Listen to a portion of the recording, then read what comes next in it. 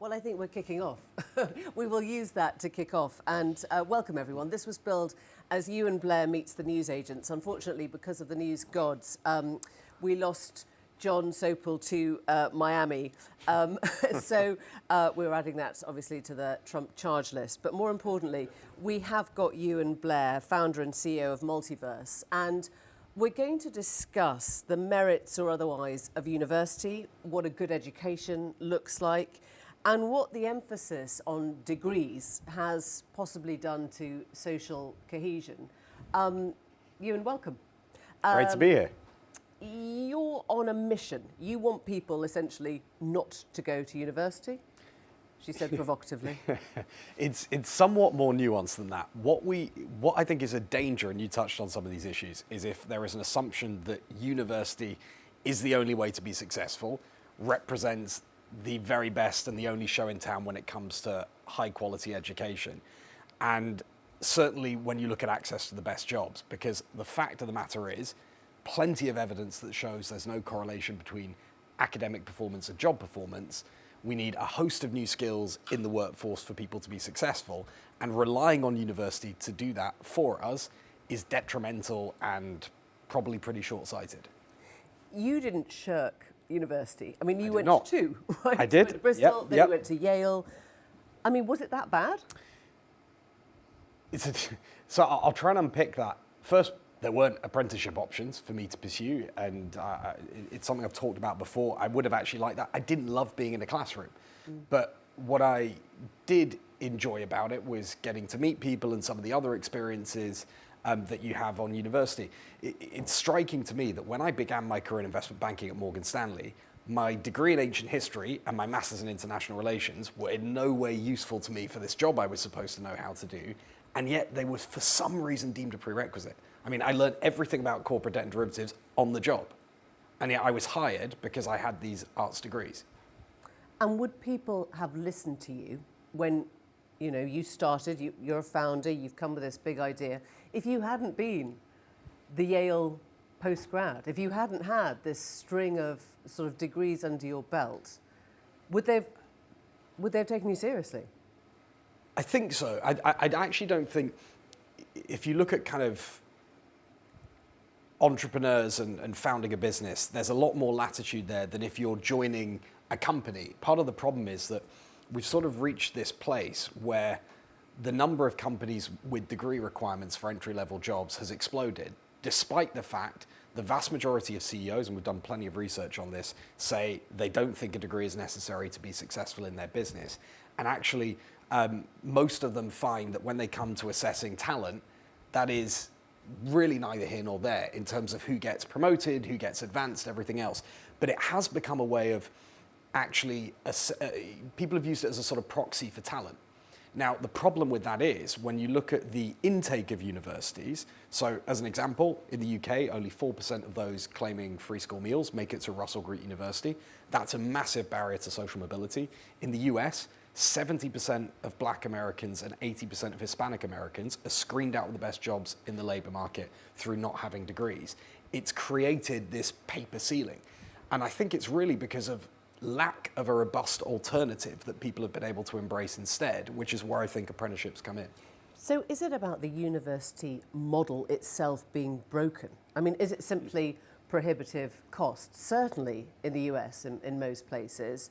Here, tuition fees have gone up and up and up, and now you're taking on a massive amount of debt for your average student.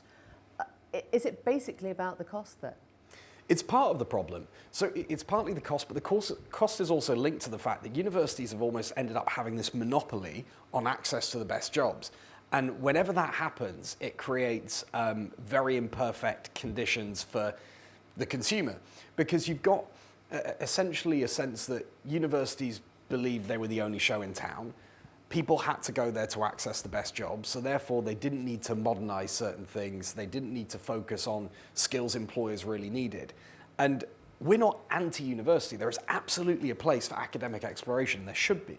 There is a challenge, though. If you look at the US, 75% of those who leave high school will apply to college in America. Half of them 6 years on, will still not have completed a degree, and the majority of those people will have dropped out, having accumulated huge amounts of debt. And actually, 10 years out, by the way, the majority will not have any income premium versus a high school diploma. One of those who believed it was the only show in town was Tony Blair, your dad, who suggested in, 1999, that 50% of school leavers should aim for university places. Was he wrong? The challenge you have is that it was assumed the more people that went to university, the more opportunity would be distributed across the country and in different communities, because it was seen at the time as a sort of silver bullet for social mobility. The reality is, due to issues around diversity and access, the fact that an academic-only education is always going to be inadequate, and yet it's what we do from the ages of 4 to 18, and the fact that the labour market is shifting rapidly and a whole host of new skills are needed. Universities often tell me they think in centuries and decades, which is great, but when you're looking at a labour market that is changing on a quarterly basis, or in some cases even a monthly basis, that's a major problem. So I think the idea was correct, which is how do you distribute opportunity more evenly? The fact is, it has transparently not worked.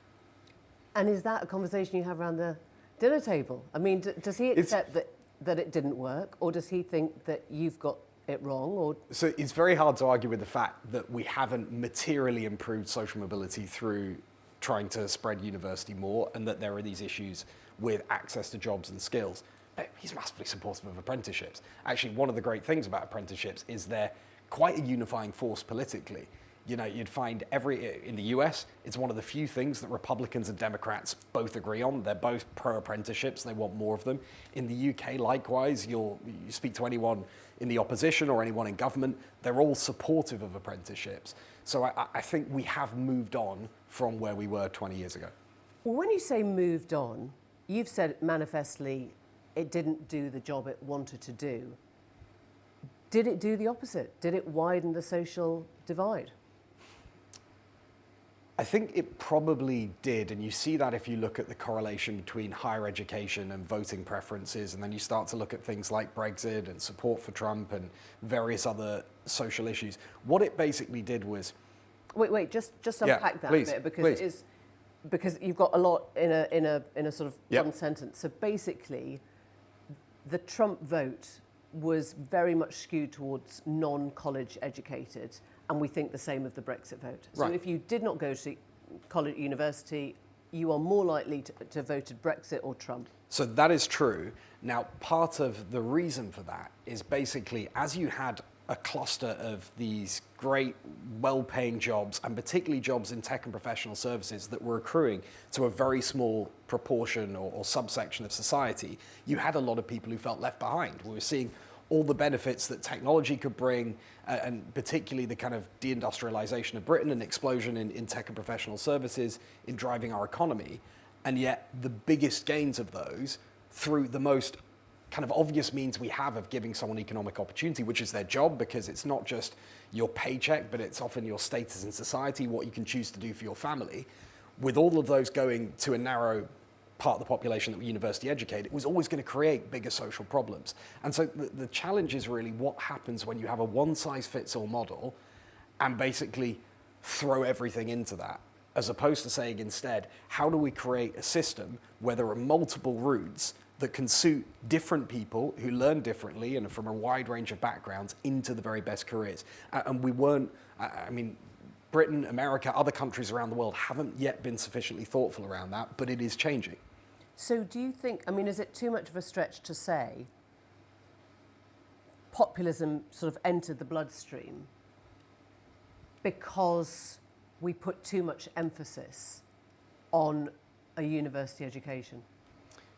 I mean, do you think that has basically paved the way for Brexit and Trump? It's interesting because when I talk to people about why I founded Multiverse, I often say that if we can't solve this issue of how do we ensure the best jobs of the next decade don't simply go to all the same people as the best jobs of the last decade, you will end up with more populism and more things that undermine what is supposed to knit a liberal democracy together. Because so university is a part of the challenge there, or only university without an alternative, because anytime you have an imbalance in access to the best opportunities, that is a sort of structural imbalance that is fueled by an imperfect education system, you are going to have problems down the line. If you look at our sort of parliamentary system, I think around 85% of our parliamentarians have degrees. Now, I mean, I guess if you asked people whether it's a good thing for those who govern us to be as highly educated or as into self-improvement and betterment with education as they can be, most people would think that's a good thing. So I'll unpick some of that question, because the challenge is actually viewing university as the sort of pinnacle of self-improvement in education and everything else. The fact is, applied learning is highly effective. We just released this ad campaign where we show a group of students in a lecture hall who are learning the theory of how to ride a bike. They then go out of the lecture hall and they start trying to ride a bike, and they all fall off the bike, because you wouldn't teach people to ride a bike through theoretical exploration. You would have them learn by doing. And so it's somewhat crazy that we're expecting to equip our workforce with the skills they need purely through an academic model and lens. And you can be incredibly highly qualified. By the way, we offer degree apprenticeships as well, where you can literally do a degree in the workplace over a number of years in a subject like data analytics or data science or software engineering. So it's just the idea that education is sort of the preserve of centuries-old institutions with their hallowed halls is pretty outdated. I wonder if we're sort of in danger of painting, education or universities or academia as this really negative force. I mean, there is a sort of tradition. There is a big socialist tradition of burning books, or fascist socialist, Mao or Hitler, that actually it's for the elites, that it's all about, that it's something very, very bad, that actually it's sort of done more damage than good, and everyone should basically go and work on a, on a farm for 3 years. It won't surprise you to know that I don't believe that. I think... I'm not saying you do, but the language of kind of like, it's sort of a reverse snobbery that university sort of ends up being the seat of everything bad or everything elite or everything... And you see that play out for political expediency in some ways, and people will take advantage of that while there is this disproportionate emphasis and focus on the academic above everything else. So how we solve that, and how we solve this reaching what could be a very dangerous place for liberal democracy, society at large, is you make sure there is a robust alternative. So we give people multiple routes into the best jobs, some that suit those who want to explore academically and learn for 3 years, but some who actually prefer learning in the workplace, learning from others, learning through doing. They are both learning journeys, they are different, and it comes back to what's the purpose of education. Yes, a lot of it is exploration and learning for learning's sake, and that is valuable. But there has to be a reasonable proportion of it that is specifically aligned to what can you do. I often say that employers don't care what you know, they care about what you can do. Your way of showing value in the workplace is delivering on things. But, I mean, the two can be linked. It's just you can't have all of one. You can't just say, we are basically going to prioritize the academic above everything else, and everything else is secondary, because we have a major productivity challenge in the UK. We have a major productivity challenge in the US, and this is being fueled by a lack of emphasis on training within the workplace. About half of the British workforce has received no formal training over the last 5 years. And when you think of the extent to which jobs are changing rapidly, the skills needed to be successful are changing rapidly, that is a major issue. So would you say to any, to your kids or your nephews or nieces, don't do university, you're wasting your money? No, I'd say choose what you think is best for you, but make sure you're making a clear-eyed decision about what is in your best interest. And I see part of our job and my job to ensure that the apprenticeship route is seen as just as prestigious. And it's great, we work with companies like Google, McKinsey, Morgan Stanley, Verizon, Sky, lots of others, where people are going into great jobs in digital and tech. In America, by the way, the average starting salary for our apprentices is $70,000 a year with no debt at the age of 18. That's pretty compelling.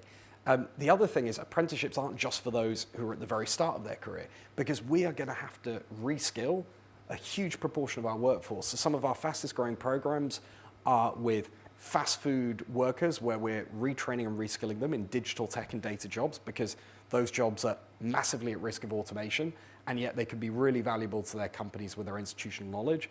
We're retraining baggage handlers and cargo gate workers at major airlines, again, in digital data and tech roles within those companies.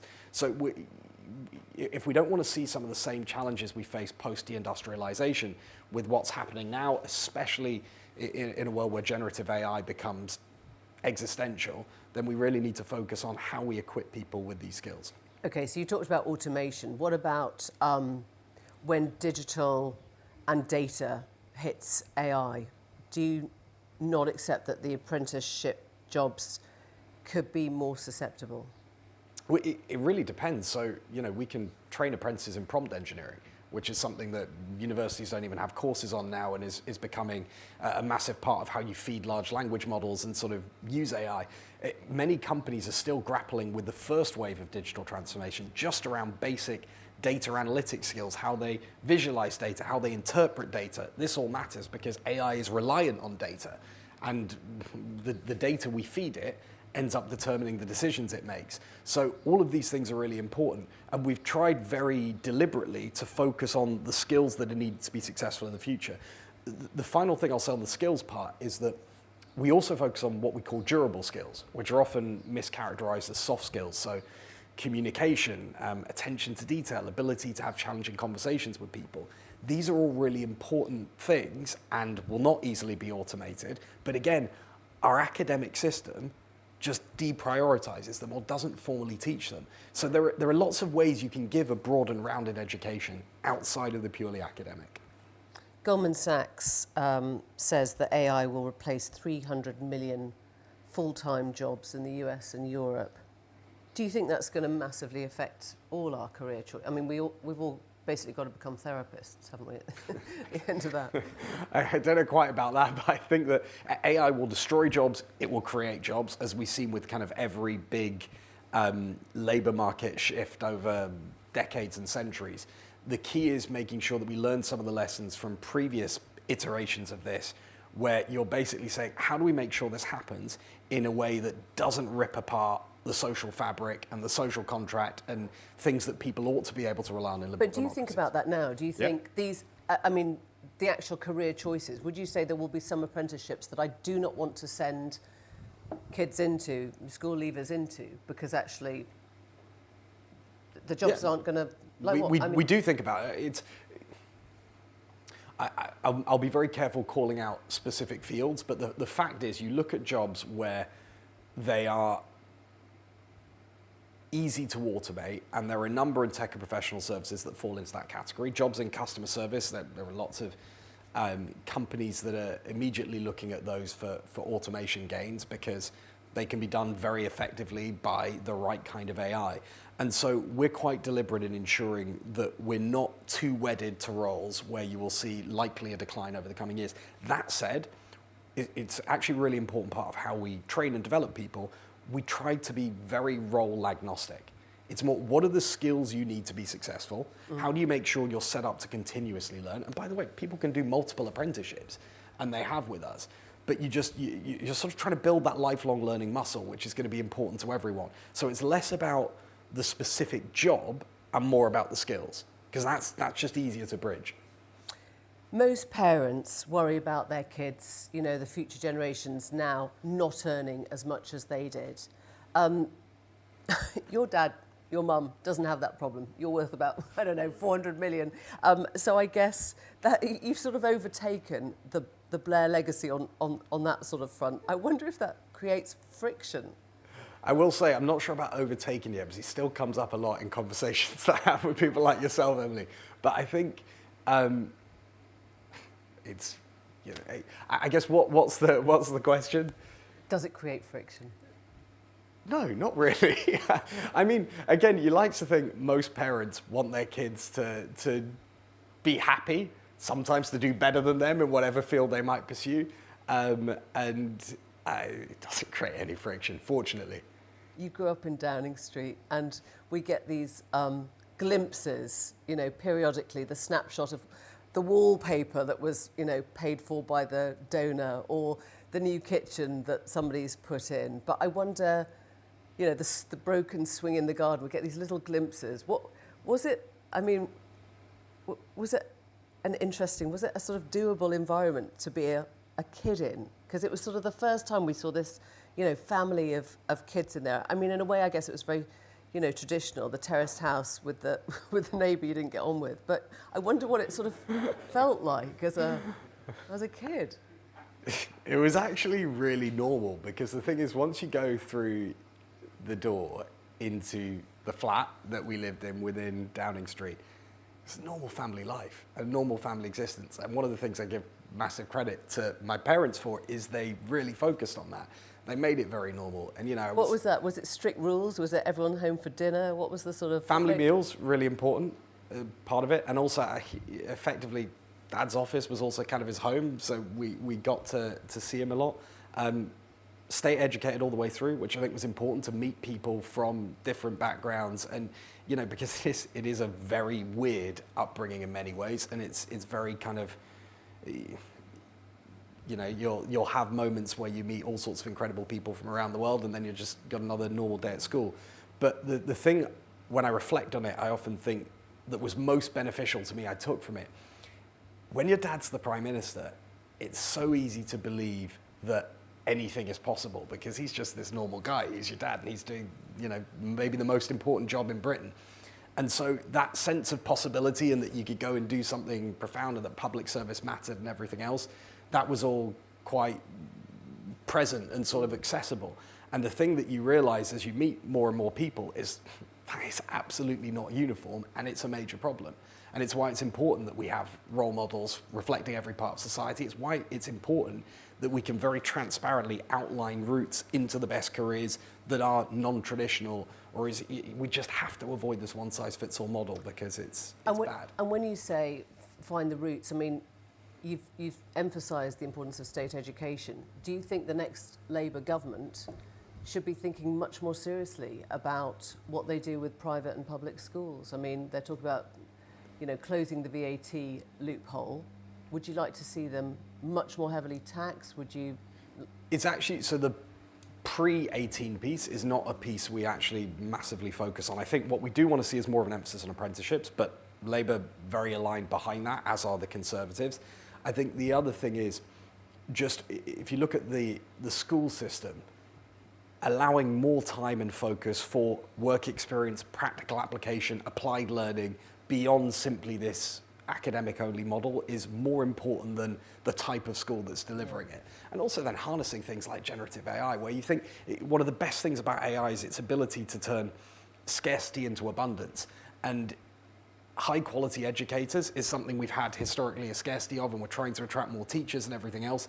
If you can use generative AI to further that cause, then that's incredible, because a great teacher is one of the biggest unlocks you can have. I often say to people, a core part of our model is we have coaches who work with individuals directly, and that's because the big gap in learning is actually less online versus offline learning. It's more instructor-led learning versus self-directed learning. And instructor-led learning with the right coach supporting you is just such an unlock. Completion rates are higher, efficacy of learning is higher, and then most importantly, and the thing we really focus on, is application of learning, the sort of so what.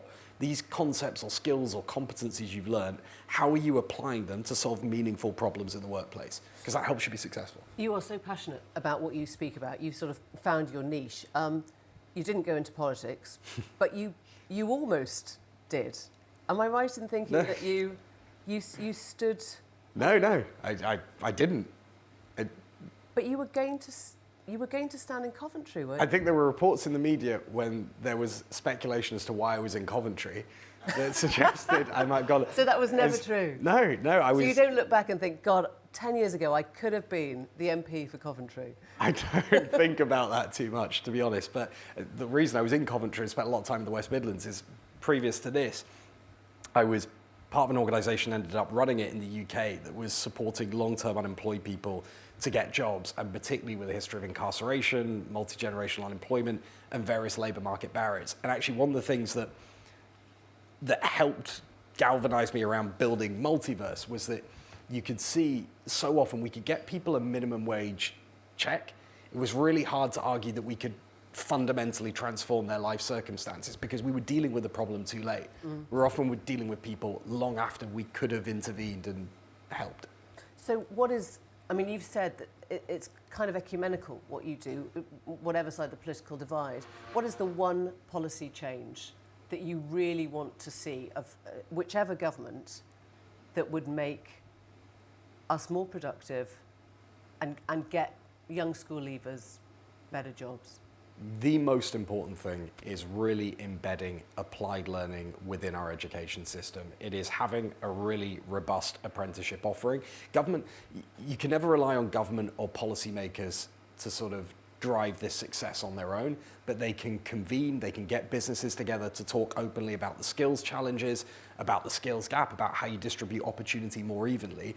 And then it's incumbent on businesses, on, in some cases, charities and not-for-profits and various other people to figure out how you turn that into something that is both highly effective and equitable. Euan, Blair, thank you very much. Thank you. Thanks very much.